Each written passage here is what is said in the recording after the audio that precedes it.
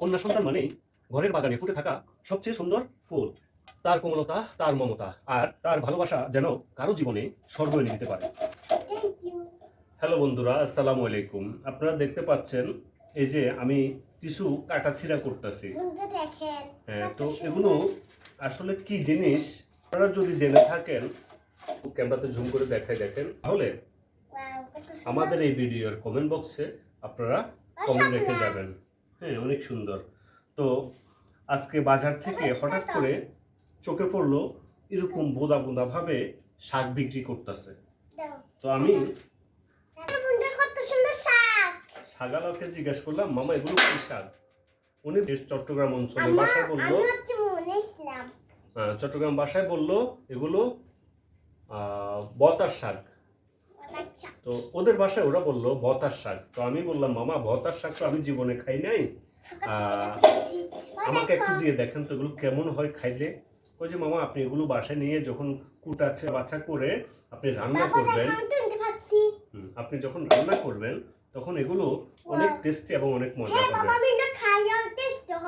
আচ্ছা, তো তাই আমি আর দেরি না করে এক আঁঠি নিয়ে আসলাম। আমরা আঞ্চলিক ভাষা যেটা বলি সেটা হলো এগুলো কাউয়ার ডিমা।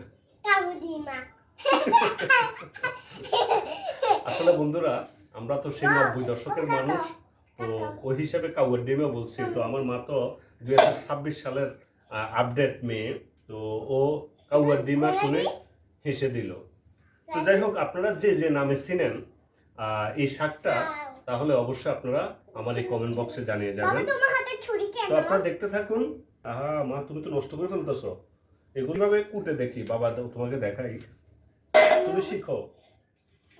তুমি তো আমার লক্ষ্মী মা, তুমি আমাকে রান্না করে দিবা, আমি খাবো, ঠিক আছে?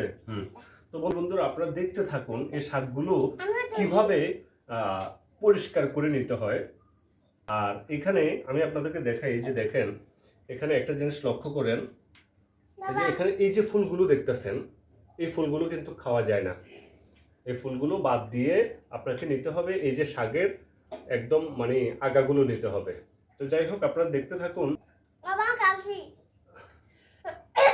আল্লাহ বাঁচে রাখুক। কি বলো সবাই আমাদের সাথে থাকবে?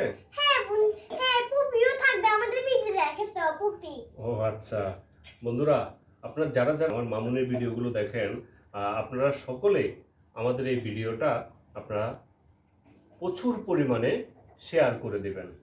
তো এই শাকগুলো কি দিয়ে রান্না করব, কি দিয়ে রান্না করলে টেস্টি হবে, আপনারা কমেন্ট বক্সে জানিয়ে যাবেন। সত্যি এই শাকগুলো দেখে সেই শৈশবের কথা মনে পড়ে গেল। যখন আমরা ছোট ছিলাম তখন আমাদের মা চাচিরা এই শাকগুলো বেগুন ক্ষেত, আলু ক্ষেত, ওই পাশ থেকে কুড়ে কুড়ে টোকায় নিয়ে আসতো, নিয়ে আসি রান্না করতো। সত্যি সেই শৈশবের কথাগুলো মনে পড়লে খুবই কষ্ট লাগে। যাই হোক প্রিয় বন্ধুরা, আজকে এই পর্যন্ত ভিডিওটা। সবাই ভালো থাকবেন, সুস্থ থাকবেন, দেখা হবে অন্য কোনো ভিডিওতে। আল্লাহ হাফেজ।